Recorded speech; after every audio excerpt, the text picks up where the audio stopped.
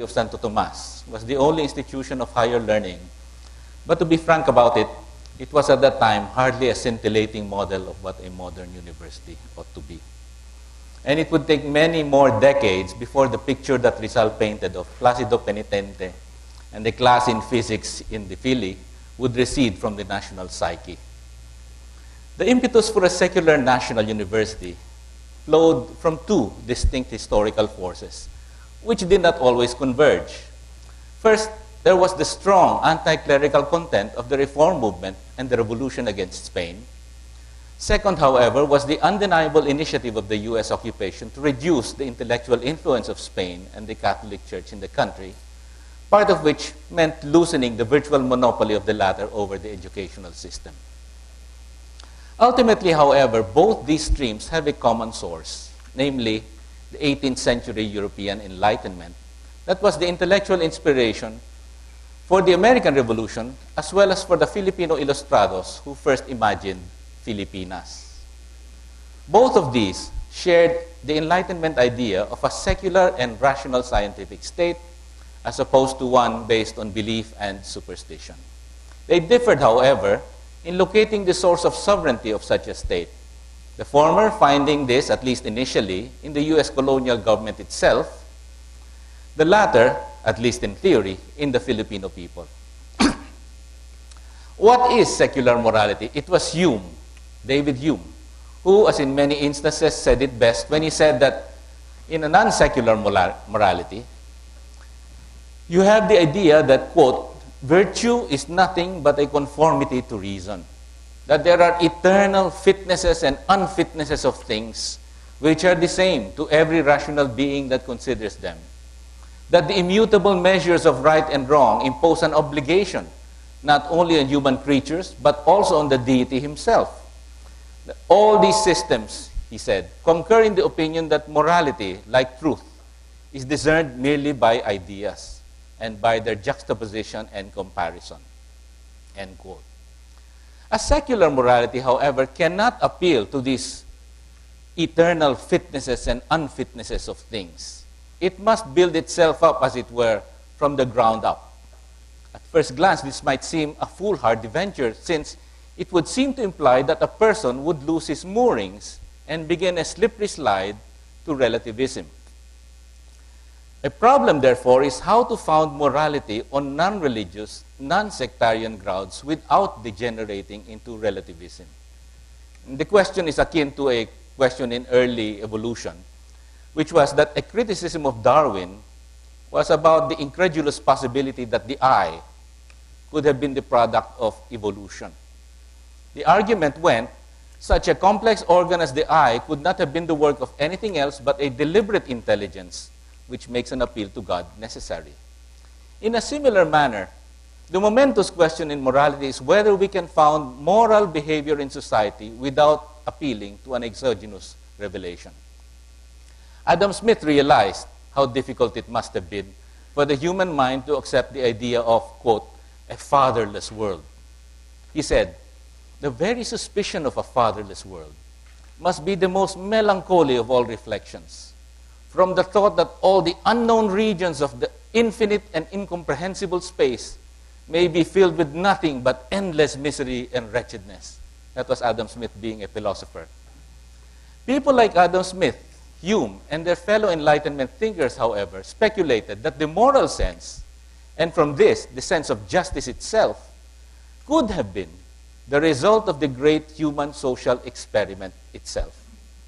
People who saw the benefits of society, namely, what Hume said was joint effort, the division of labor, mutual assistance, people would have been able to realize the need for restraining their purely selfish drives and living according to certain rules that allow them to coexist and make mutually beneficial transactions with their neighbors.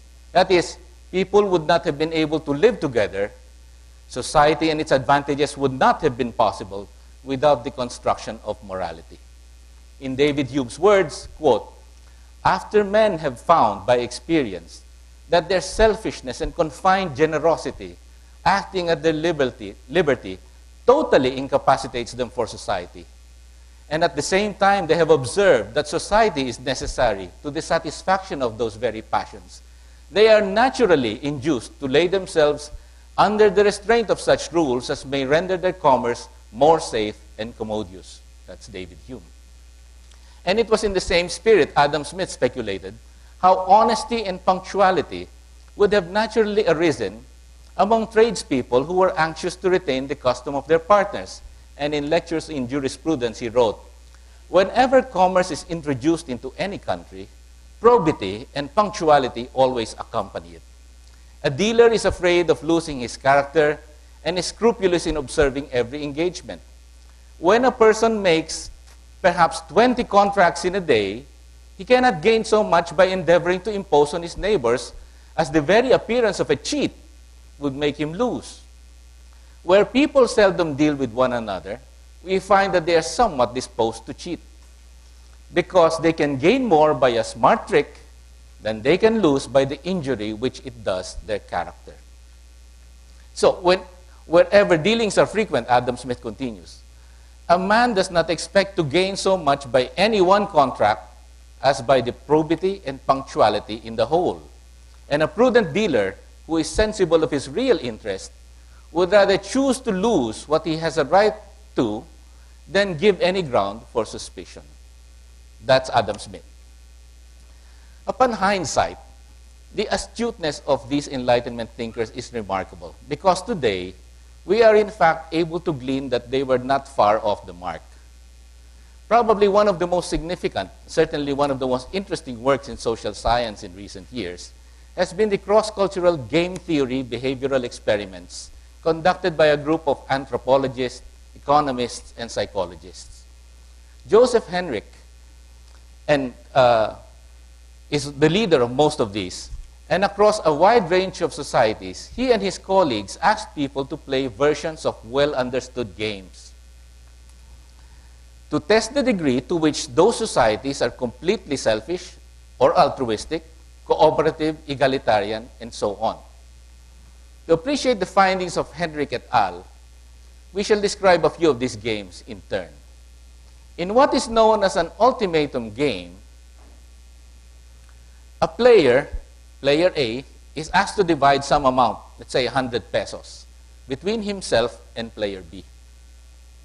Let's say allocating X pesos to player B and therefore leaving 100 minus X to himself. Now, player B may accept or reject A's offer. If he accepts, then the 100 pesos are divided between them as A has determined. You agree. But if B rejects the offer, then both of them get nothing. That's one game. A dictator game is exactly the same, except that A gets his share regardless of what B does. So if A proposes a split of 100 minus X, with X going to B and 100X going to himself, A would obtain 100 minus X whether B accepts or rejects. In the two games described, if both parties are entirely selfish, then A would propose that X was the smallest positive number. For example, 99, 1. You leave 1 to the person B and allocate 99 to yourself. And B would accept that. A proposes the least amount for B because it leaves the most for himself. On the other hand, B would accept any X greater than 0 because no matter how small, this is still obviously better than ending up with nothing. Predictions are even starker in the dictator game, because here, player B has no power to affect the outcome for player A. There is no veto power from player B. Hence, if people were truly omnes economici, the plural, okay, social scientists should expect to observe offers of X that are the smallest possible in the ultimatum game, and practically 0 or exactly 0 in the dictator game. In fact, however, these are the societies that were observed by Henrich et al. In fact, when Henrich and his colleagues did those games with these various people ranging from hunter-gatherers to Sweden agriculturists to nomadic herders and small farmers, their findings never conformed to the textbook predictions. The mean offers of X range from 25% to almost 60%. In other words, the proposers would leave as much as 25 to 60% to the other person. It should also be mentioned, I guess, that when these experiments were run in developed countries, the mean offers were around 40%, leaving 40% to the other person. So that's one finding. Letter B, the existence of some irreducible altruism is strongly suggested when one considers that in the dictator game that I just described, the mean proposals in the highly varied societies do not tend to zero, as predicted by maximizing theory. But they vary from about 25% to 45%. C, there is an almost universal tendency to reject what are perceived as unfair or inequitable offers. The likelihood of rejection by B-type players in ultimatum games across a wide range of human societies increases the more inequitable are the offers being made. Henrich and his colleagues interpret this as a willingness to undertake costly punishment. You feel that it's an unjust proposal, so you punish the other guy even while you hurt yourself because you're not going to get anything. So it's in they're willing to sacrifice their own interest in order to punish someone who they feel is being unfair. This propensity to reject unfair offers is in turn correlated with a measure of altruism. You remember altruism could be measured by the proposals in the dictator game. If you run a regression against societies which have altruistic tendencies based on that measure, and you run it against the propensity to reject unfair offers, then you get a very good correlation. I guess in Filipino we would say, yung mga ganon, yung nagre-reject ng unfair bargains, sila ay may malasakit o nagpapakasakit alang-alang sa prinsipyo. Finally, it does seem that while certain pro-social traits are ubiquitous, like altruism, costly punishment, which is the same as strong altruism. It's called strong altruism because you don't only give to others, but you're willing to have yourself get hurt in order to assert a principle. All of this, their intensity and the sense of fairness, their intensity differs significantly across societies. And they're influenced, among others, by two things. Number one, how important is cooperation in the group? Societies that are more involved in cooperative production, like fishers who have to fish together, tend to be more altruistic and cooperative, while those that produce in smaller units, individual families, are less so. Second, the degree of a group's integration with the market also encourages more sharing, integration with the market. Sometimes this is measured by the amount of their produce that is surplus above their own consumption.